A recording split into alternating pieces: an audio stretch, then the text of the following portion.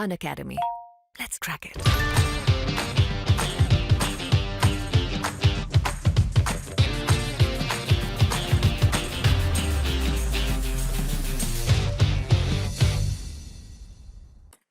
जीव विज्ञान के अंतर्गत अभी तक हम काफ़ी सारी चीज़ें कंप्लीट कर चुके हैं। अभी हमको जो कंप्लीट करना है वो है जंतु जगत। ठीक है, जीवों के वर्गीकरण के अंतर्गत हमको अभी कंप्लीट करना है जंतु जगत। ठीक है, जंतु जगत में क्या क्या चीज़ें होती है और किस प्रकार से ये इनको हैबिटेट्स वगैरह होते हैं, वो सारी चीज़ हम यहाँ पे देखने वाले हैं। और कौन कौन से जीव इसमें सम्मिलित होंगे वो सारी चीज़ हम यहाँ पे देखेंगे। इसको बोलते हैं जगत 5। ठीक है, यहाँ पे जो जो हमने पहले डिस्कस किया था, यूकैरियोट के अंतर्गत ये सारी चीज़ें होती है।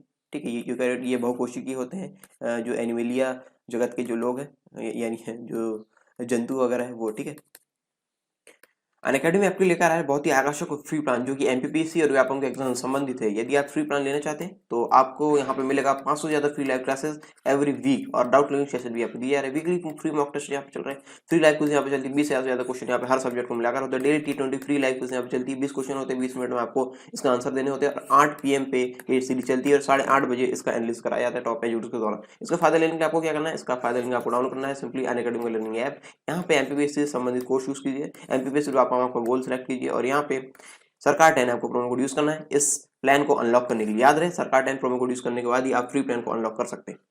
और यदि आप प्लस बैचेस के साथ जाना चाहते हैं अपनी ऑलराउंड प्रिपरेशन के लिए, तो यहाँ पे विभिन्न प्रकार के बैचेस चल रहे हैं। प्रीलिम्स के यहाँ पे अल्टीमेट 60 डेज का क्रैश कोर्स यहाँ पे चल रहा है, संपूर्ण ज्ञान, जो कि यदि आप रिवीजन कर रहे हैं तो इसके लिए आपके लिए आवश्यक है। और यदि आप संकल्प एमपीपीएससी 2020 में जुड़ रहे हैं तो इसके लिए आपको डाउट क्लियरिंग सेशन यहाँ पे एक्स्ट्रा मिलेंगे और वीकली 12 सेशन यहाँ पे सब्जेक्ट वाइज लग रहे हैं यदि आप ऑलरेडी रिवीजन कर रहे हैं तो।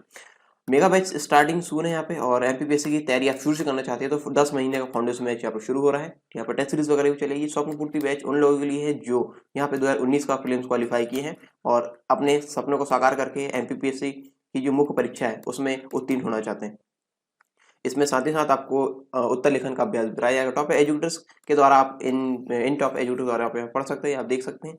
और इस सब्सक्रिप्शन प्राप्त करने के लिए आपको अनअकैडमी के लर्निंग ऐप में जाकर एमपीपीएससी और संबंधित गोल में प्लस कोर्स में जाना है और यहाँ पे गेट सब्सक्रिप्शन ऑप्शन में क्लिक करके आपको इस प्रकार की विंडो यहाँ पे दिखेगी और आप यहाँ पे अपने अनुसार यहाँ पे जो प्लान है वो ले सकते हैं। और याद रहे, सरकार 10 प्रोमो कोड यूज करने के पर आपको 10% का डिस्काउंट मिल जाएगा। और देर किस बात की, download Unacademy app now to let's crack MP and exams.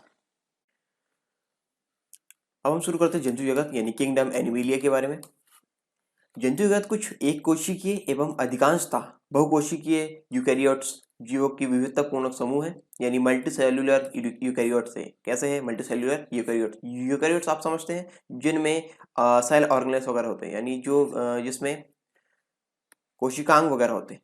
ठीक है, कोशिकांग वगैरह उसमें पाए जाते हैं, यो वो होते हैं यूकैरियोट्स। ठीक है, तो ये मल्टी सेल्यूलर यानी बहुकोशिकीय यूकैरियोटिक जीवों का विविधतापूर्ण समूह है जो कुछ निश्चित गुण साझा करते हैं। निश्चित गुण यहाँ पर साझा करते हैं। यह सभी जीव जगतों में सबसे बड़ा जगत है। सभी जीव जगतों में सबसे बड़ा जगत है कौन सा? जगत 5 यानी जो जंतु जगत है वो। ठीक है, सबसे बड़ा जगत है जिसके अंतर्गत 10 लाख से अधिक जंतु प्रजातियां सम्मिलित की गई है। 10 लाख से अधिक जंतु प्रजाति इसमें सम्मिलित की गई है जीव जगत के अंतर्गत, जीव जगत में जंतु जगत के अंतर्गत। ठीक है, जीवों के वर्गीकरण में जंतु जगत के अंतर्गत 10 लाख से अधिक जंतु प्रजाति यहाँ पर सम्मिलित की गई है। कुछ हिस्ट्री के बारे में बात कर लेते हैं इसमें, यानी जो इतिहास है इसका। यूनानी दार्शनिक एवं वैज्ञानिक जो अरस्तु थे, ठीक है, महान वैज्ञानिक अरस्तु, इन्होंने सभी जंतुओं को कुछ निर्धारित प्राकृतिक गुणों यानी समानताओं एवं असमानताओं के आधार पर निम्नलिखित वर्गों एवं उपवर्गों में विभाजित किया था। ये देख लेते हैं हम। जंतु जगत यानी किंगडम एनिमिलिया के अंतर्गत यहाँ पे 2 वर्ग थे इसके, एनेइमा और इनेइमा। एनेइमा और इनेइमा। यहाँ पे एनेइमा के अंतर्गत है इस वर्ग के जंतुओं में लाल रुधिर नहीं पाया जाता है। और जैसे इसके बारे में बात करें तो स्पंज, मोलस्का, सिलेंट्रेटा, अकशेरुकी आदि जंतु जो है इसके अंतर्गत आते हैं। और इनेइमा के अंतर्गत इस वर्ग के जंतुओं में लाल रुधिर पाया जाता है। कौन सा रुधिर? लाल रुधिर पाया जाता है, जैसे कशेरुकी जंतु। ठीक है, इसके अंतर्गत 2 उपवर्ग बनाए गए हैं। ठीक है, जरायुस के अंतर्गत इस उपवर्ग के अंतर्गत बच्चों को जन्म देने वाले जंतुओं को सम्मिलित किया गया है, जैसे मनुष्य एवं अन्य स्तनधारी जंतु। और यहाँ पे अंडायु या फिर अंडस के बारे में बात करें तो इस उपवर्ग के अंतर्गत अंडे देने वाले जंतुओं को सम्मिलित किया गया है, जैसे मछली, पक्षी, सरीसृप आदि। ठीक है, तो इस प्रकार जो अरस्तु द्वारा जो वर्गीकरण दिया गया था जंतु जगत को, इस प्रकार था। ठीक है। अब आगे हम देखते हैं जो आधुनिक वर्गीकरण के बारे में हम जानेंगे कि अभी वर्तमान में किस प्रकार से यहाँ पे वर्गीकृत किया गया है।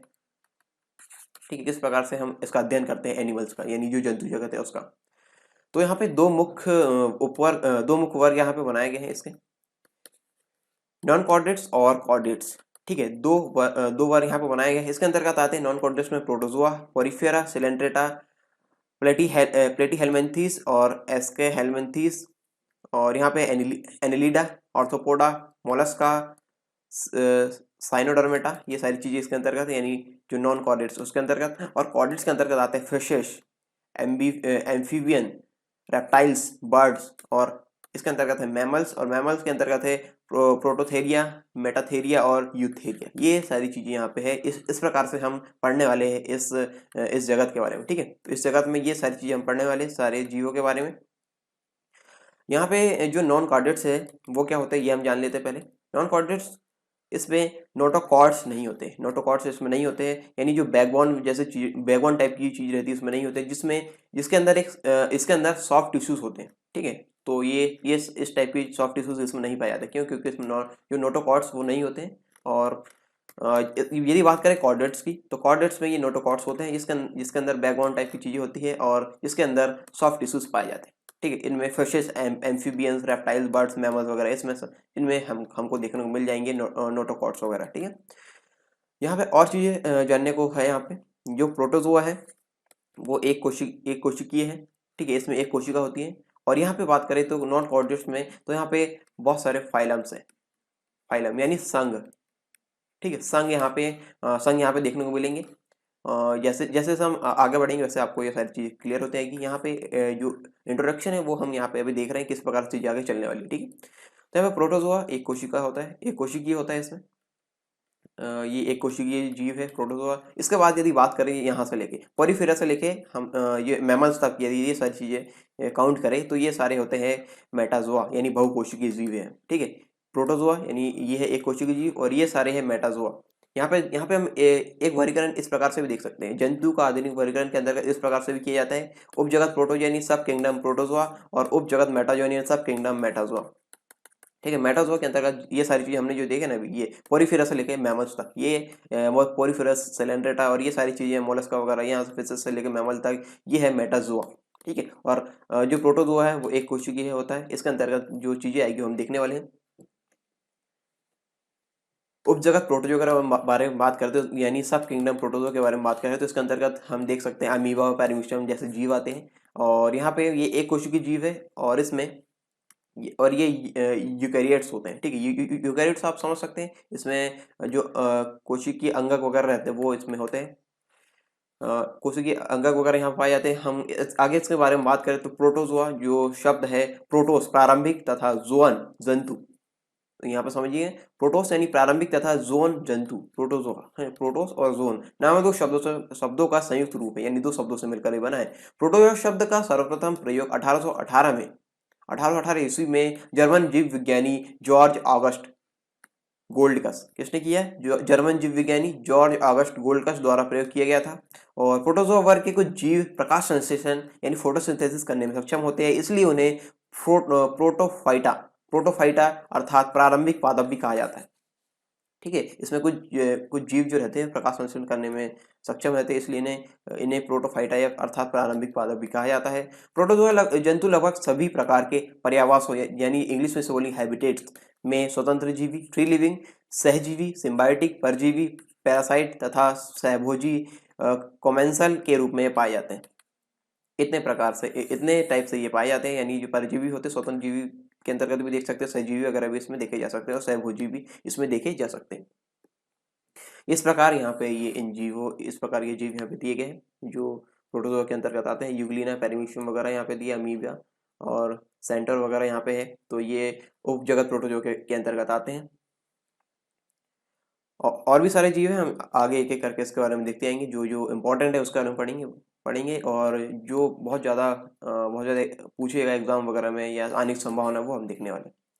सारे के बारे में हमको नहीं पढ़ना है। यहाँ पे सिविल सर्विसेज के एग्जाम में यही चीज़ें बहुत खास होती है कि आपको पता होना चाहिए कि आपको पढ़ना है क्या और क्या छोड़ना है। ठीक है, तो यहाँ पे जो चीज़ें हमको पढ़ना है वहाँ पे पढ़ेंगे, और ये जो चीज़ छोड़ना है यहाँ पे छोड़ देंगे, क्योंकि वो हमारे ज़्यादा उपयोग की नहीं है, ठीक है। नहीं तो फिर वो सामान्य विज्ञान से विशेष विज्ञान बन जाएगा, ठीक है। विशेष विज्ञान हमको नहीं पढ़ना है, जो स्पेशल स्पेशल साइंस रहते हैं वो हमको नहीं पढ़ना है, यानी जो हाई लेवल की रहती है वो हमको नहीं पढ़ना, हमको सामान्य विज्ञान विषय में ही दिया गया सामान्य विज्ञान, ठीक है। तो क्यों हम उसके ज़्यादा आगे डीप में घुसे, ठीक है। तो इस प्रकार से चीज़ें हमको देखना होता है कि क्या चीज़ें पढ़ना है और क्या नहीं, और क्या क्या चीज़ें पढ़ के हमें फ़ायदा होगा, ठीक है। और कुछ कुछ चीज़ें ऐसी होती है जो बेसिक्स होती है, ठीक है। बेसिक्स वगैरह तो हमको पढ़ना पड़ता ही है, ठीक है। लेकिन आगे की जो चीज़ें रहती है वो कई स्टूडेंट्स जो रहते हैं, जैसे कोई बायोलॉजी का स्टूडेंट है तो वो चीज़ों को और अंदर लेके जाना प्रयास करे, लेकिन सामान्य विज्ञान में ये सारी चीज़ें हमको नहीं करना, ठीक है। ये डूस और डोंट्स यहाँ पे हमको क्लियर होने चाहिए। प्रोटोजोआ जीवों में पोषण वगैरह हम देख लेते हैं। यहाँ पे सामान्यतः सभी प्रोटोजोआ जीव जो होते हैं विषम पोषी यानी हेटेरोट्रॉफ्स होते हैं, जो अन्य सूक्ष्म जीवों का शिकार करके अथवा परजीवी के रूप में अपना पोषण प्राप्त करते हैं, यानी ये हेटेरोट्रॉफ्स इसमें ज्यादातर पाए जाते हैं, ठीक है। विषम पोषी होते हैं, अर्थात प्रोटोजोआ जंतु या तो किसी अन्य सूक्ष्मजीवों को संपूर्ण रूप से निगल लेते हैं या उनके जैविक अवशिष्ट पदार्थों को ग्रहण करते हैं, या तो निगल लेंगे या फिर उनके जैविक अवशिष्ट पदार्थों को ग्रहण करेंगे। प्रोटोजोआ जीवों संचलन के अंतर्गत हम देखते हैं तो प्रोटोजोआ जीव कूटपाद यानी जो सीडोपोडिया जो है, सीडोपोडिया यहाँ पे देख सकते हैं, ये आकृति कशाभिका यानी फ्लैजेला अथवा पक्षमाभिका यानी जो सीलिया वगैरह है नामक रेशेनुमा संरचनाओं की सहायता से संचलन या गमन करते हैं। ये देखिए सीलिया, सीडोपोड्स या फिर फ्लैजिला, इस प्रकार की जो चीजें हैं या इस प्रकार के जो रेशेनुमा संरचनाएं हैं उनकी सहायता से ये संचलन या फिर गमन करते हैं प्रोटोजोआ जो जीव रहते हैं वो, ठीक है। यहाँ पे आगे चीजें हम देखते हैं। प्रोटोजोआ जीवों में प्रजनन, रिप्रोडक्शन ऑफ प्रोटोजोआ। इससे पहले यहाँ पे देख सकते हैं आप, ये पैरामीशियम है। पैरामीशियम क्या करती है, ये अमीबा है, और ये है फ्लैजिलम है इसमें, तो ये है यूग्लिना, यूग्लिना है, ठीक है। यूग्लिना यूग्लिना के बारे में हम अभी देखने वाले। यूग्लिना यहाँ पे देखिए, जो यूग्लिना है ये फ्लैजिलम जिसमें होता है, ये यूग्लिना कनेक्टिंग लिंक होता है किस किस के बीच में, प्लांट्स और एनिमल के बीच में, क्योंकि इसमें प्लांट और एनिमल दोनों के गुण इसमें पाए जाते हैं यूग्लिना में, ठीक है। Euglena is a genus of single cell flagellate eukaryote. ये सिंगल सेल फ्लैजिलेट यूकैरियोटिक्स होते हैं, ठीक है। इसमें यूकैरियोटिक कोशिका होती है और एक फ्लैजिलेट होती है, यानी ये इस प्रकार की इनमें संरचना पाई जाती है इसमें, ठीक है। ये फ्लैजिलम ये होता है इसमें, इसमें मूवमेंट करने के काम आता है, मूवमेंट करने के काम आता है, ठीक है। ये सारी फ्लैजिलम के बारे में हम काफ़ी पहले वाले लेक्चर में पढ़ चुके हैं, ठीक है। तो आई होप इन इसके संबंधित आपको कोई भी डाउट्स नहीं होंगे। तो ये है यूग्लिना इसके अंतर्गत, ये हमने देखा। और यहाँ पे हम देखते हैं आगे प्रोटोजोआ जीवों में प्रजनन के बारे में, रिप्रोडक्शन ऑफ प्रोटोजोआ। प्रोटोजोआ जीवों में लैंगिक यानी सेक्सुअल तथा असेक्सुअल अलैंगिक दोनों प्रकार से प्रजनन होता है। सेक्सुअल और असेक्सुअल दोनों प्रकार का प्रजनन यहाँ पे होगा। और प्लाज्मोडियम, एक्सोप्लाज्मा, एपिकाम्लेक्सा और आदि में युग्मनज यानी जाइगोट के निर्माण एवं संकुचन से युग्मक का निर्माण लैंगिक प्रजनन द्वारा होता है। आगे बात करते हैं तो अमीबा एवं अन्य परजीवी प्रोटोजोआ में द्विविभाजन यानी बाइनरी फिजन, बहुविभाजन मल्टीपल फिजन अथवा मुकुलन यानी बडिंग के द्वारा अलैंगिक प्रजनन यहाँ पे होता है। तो यहाँ पे किस प्रकार से चीजें होती है, हमने देखा कि अलैंगिक प्रजनन कब होता है और लैंगिक प्रजनन कब होता है, ठीक है। तो यहाँ पे कैसे होता है और ये अलैंगिक प्रजनन कैसे होता है, ये सारी चीजें हमने अब डिस्कस किया है। आगे हम देखते हैं प्रोटोजोआ जीवों की शारीरिक संरचना के बारे में। तो प्रोटोजोआ उपजगत के अंतर्गत सम्मिलित जंतु अत्यंत प्रारंभिक, सूक्ष्म, एक कोशिकीय एवं यूकैरियोटिक होते हैं। कैसे होते हैं, अत्यंत प्रारंभिक, सूक्ष्म, एक कोशिकीय और यूकैरियोटिक होते हैं। इन जंतुओं में पादप, कवक, शैवालों की कोशिका, शैवाली बोल रहा सॉरी, शैवालों लो है ली नहीं, ठीक है। शैवालों की कोशिकाओं की भांति कठोर कोशिका भित्ति यानी रिजिड सेल वॉल का अभाव होता है, परंतु इसके स्थान पर कोशिका झिल्ली की प्रत्यास्थ यानी इलास्टिक संरचनाओं का आवरण होता है। ये संरचनाएं कोशिका के संचलन में सहायक होती है और इन संरचनाओं के कूटपाद यानी जो सीडोपोडिया जो है, फ्लैजिला वगैरह है, कशाभिका जो है, पक्षमाभिका यानी सीलिया जो है, इसको कहा जाता है, ठीक है। इन संरचनाओं को सीडोपोडिया, फ्लैजिला और सीलिया इनको कहा जाता है, ठीक है। जो संरचनाएं यहाँ पे है संचलन में सहायक करती है, हमने अभी देखा इसके बारे में, चित्र सहित हमने यहाँ पे देखा ये, ठीक है। तो ये सारी चीजें यहाँ पे है। कुछ प्रोटोजोआ जंतुओं में एक संयुक्त झिल्ली का आवरण पाया जाता है जिसे पतली झिल्ली पेलिसल या फिर इसको कैलाइसल भी बोल सकते हैं। ये पतली झिल्ली होती है, ठीक है, पतली झिल्ली इसको कहा जाता है। प्रोटोजोआ जीवों में ऊतकों यानी जो टिश्यूज है, टिश्यू एवं अंगों यानी ऑर्गन्स जो है उसका अभाव होता है। इसमें ऊतकों और अंगों का इसमें अभाव होता है, परंतु कुछ विशिष्ट आकृतियां पाई जाती है जिन्हें अंगक ऑर्गेनेल्स कहते हैं। इन जीवों की कोशिका में केंद्रक एक झिल्ली यानी जो मेम्ब्रेन्स है इसके आवरण से ढका रहता है। जो इन जीवों में कोशिका का केंद्रक रहता है एक झिल्ली यानी एक मेम्ब्रेन के आवरण से ये ढका होता है, ठीक है। आगे बात करते हैं प्रोटोजोआ जीवों के शरीर में राजधानियां वक्यूल्स होते हैं, और राजधानी एक झिल्ली युक्त कोशिकांग है जो सभी पादप एवं कवक कोशिकाओं में तथा कुछ प्रोटिस्ट एवं जंतु कोशिका में पाया जाता है। आप यहाँ पे देख रहे होंगे कि यहाँ पे फैक्ट्स बहुत ज्यादा, ठीक है। तो यहाँ पे जीवों के वर्गीकरण के अंतर्गत जो जंतु जगत है इसमें फैक्ट्स ज्यादा देखने को आपको मिलेंगे, ठीक है। फैक्ट्स से आपको यानी जो रटने वाली चीजें आपको यहाँ पे ज्यादा देखने को मिलेगी। जो समझाने वाली चीजें वो मैं आपको वहाँ पे समझाते चलूंगा, लेकिन यहाँ पे ज्यादातर जो डेटा है वो फैक्चुअल है।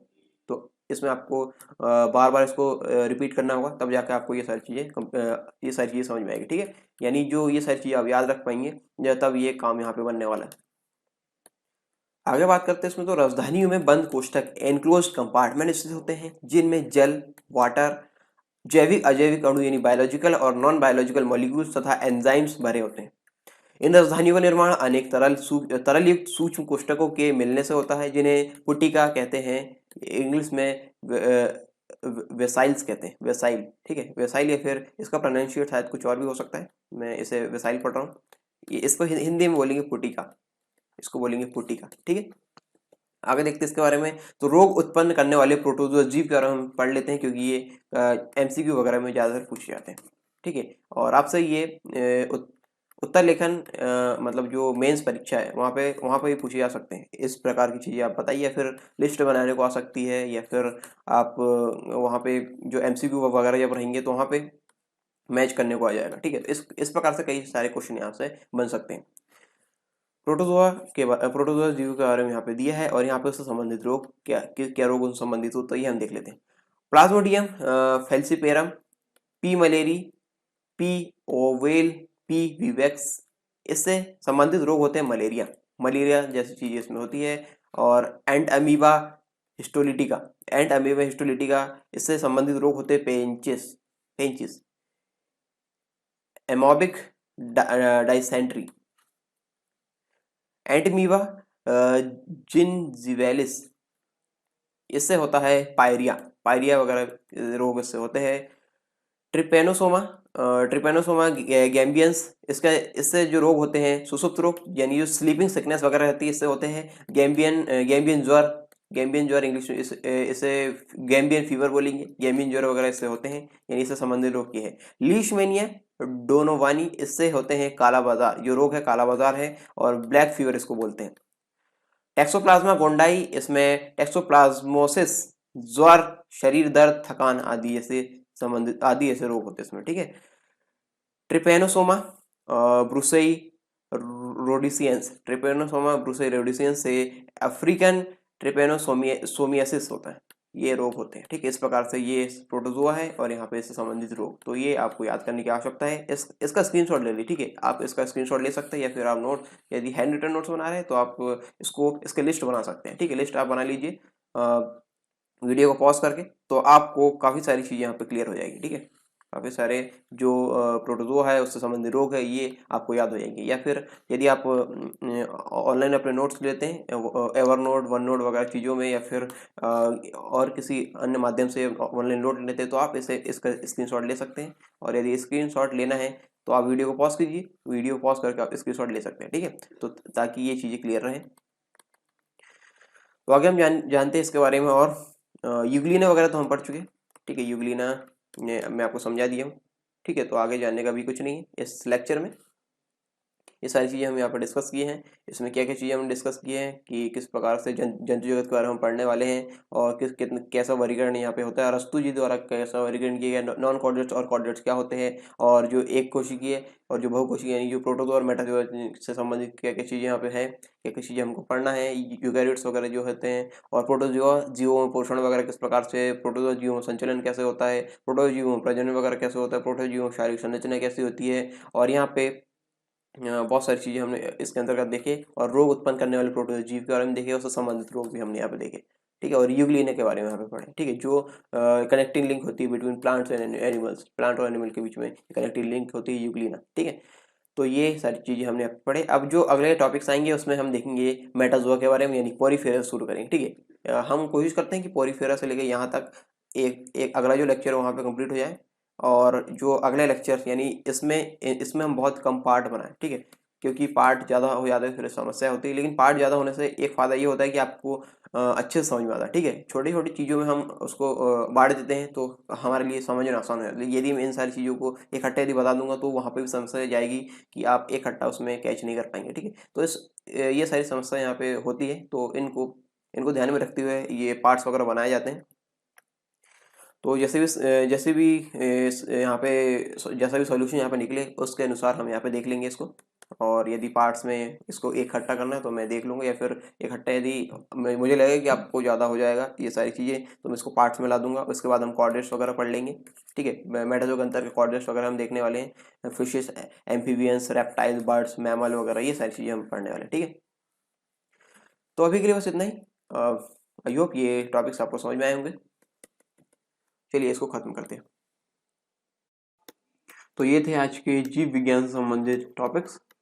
ठीक है, आई होप आपको समझ में आए होंगे, और यदि समझ में ना आए तो आप कमेंट बॉक्स में कमेंट करके बता सकते हैं। यदि आपको वीडियो लेक्चर पसंद आए तो भी आप कमेंट बॉक्स में कमेंट करके बता सकते हैं कि आपको ये चीज़ आपको पसंद नहीं, और यदि पसंद आई तो आप ये लेक्चर या फिर ये वीडियो पसंद आया तो आप लेक्चर को लाइक करें, ये वीडियो को लाइक करें, या फिर आप इसको शेयर कर सकते हैं अपने दोस्तों के साथ जिन्हें सबसे ज़्यादा आवश्यकता है। और साथ ही साथ यदि आप चैनल की मेंबरशिप लेना चाहते हैं, यानी चैनल ज्वाइन करना चाहते हैं, तो आप चैनल को ज्वाइन कर सकते हैं। और इसके लिए आपको कुछ प्लान्स दिए गए 199, 299 और 399 के प्लान्स हैं यहाँ पे, जिससे आप जो बाकी जो लेक्चर अभी सिर्फ ज्वाइन मेंबरशिप वालों को दिए गए, यानी जिनने मेंबरशिप ज्वाइन किए उन मेंबर्स को दिए गए हैं, वो भी आप देख पाएंगे। ठीक है, तो अपने अनुसार आप इस प्लान को ले सकते हैं, और बाकी जो सारे जो लेक्चर्स जो लॉक किए गए हैं वो आप अनलॉक कर सकते हैं। ठीक है, तो इससे संबंधित चीज़ें आपको देखना है तो आप यहाँ पर डिस्क्रिप्शन बॉक्स में इसकी लिंक दे दी गई है ज्वाइन से संबंधित, आप उस ज्वाइन की लिंक से आप ये सारे डाउट्स अपने क्लियर कर सकते हैं। तो यहाँ आज के लिए बस इतना ही, मिलते हैं नेक्स्ट वीडियो में, तब तक के लिए जय Hind. Unacademy. Let's crack it.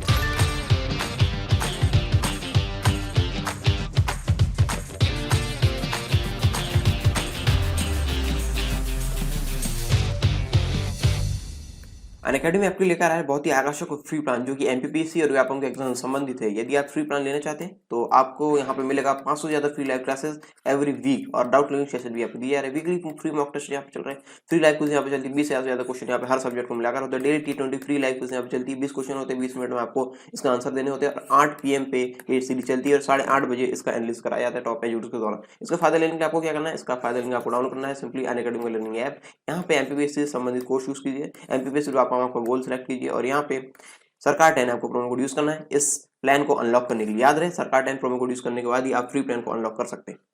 और यदि आप प्लस बैचेस के साथ जाना चाहते हैं अपनी ऑलराउंड प्रिपरेशन के लिए, तो यहाँ पे विभिन्न प्रकार के बैचेस चल रहे हैं। प्रीलिम्स के यहाँ पे अल्टीमेट 60 डेज का क्रैश कोर्स यहाँ पे चल रहा है, संपूर्ण ज्ञान, जो कि यदि आप रिवीजन कर रहे हैं तो इसके लिए आपके लिए आवश्यक है। और यदि आप संकल्प एमपीपीएससी 2020 में जुड़ रहे हैं तो इसके लिए आपको डाउट क्लियरिंग सेशन यहाँ पे एक्स्ट्रा मिलेंगे, और वीकली 12 सेशन यहाँ पे सब्जेक्ट वाइज लग रहे हैं यदि आप ऑलरेडी रिवीजन कर रहे हैं तो। मेगा बैच स्टार्टिंग सून है यहाँ पे, और एमपीपीएससी की तैयारी आप शुरू से करना चाहते हैं तो 10 महीने का फाउंडेशन बैच यहाँ पे शुरू हो रहा है। यहाँ पे टेस्ट सीरीज वगैरह भी चलेगी। स्वप्न पूर्ति बैच उन लोगों के लिए है जो यहाँ पे 2019 का प्रीलिम्स क्वालिफाई किए हैं और अपने सपनों को साकार करके एमपीपीएससी की जो मुख्य परीक्षा है उसमें उत्तीर्ण होना चाहते हैं। इसमें साथ ही साथ आपको उत्तर लेखन का अभ्यास कराया जाएगा टॉप एजुकेटर्स के द्वारा। आप इन टॉप एजुकेटर्स द्वारा आप पढ़ सकते हैं, आप देख सकते हैं। और इस सब्सक्रिप्शन प्राप्त करने के लिए आपको अनअकैडमी के लर्निंग ऐप में जाकर एमपीपीएससी और संबंधित गोल में प्लस कोर्स में जाना है, और यहाँ पे गेट सब्सक्रिप्शन ऑप्शन में क्लिक करके आपको इस प्रकार की विंडो यहाँ पे दिखेगी, और आप यहाँ पे अपने अनुसार यहाँ पे जो प्लान है वो ले सकते हैं। और याद रहे, सरकार 10 प्रोमो कोड यूज करने के पर आपको 10% का डिस्काउंट मिल जाएगा। और देर किस बात की, download Unacademy app now to let's crack MP and weapon exams.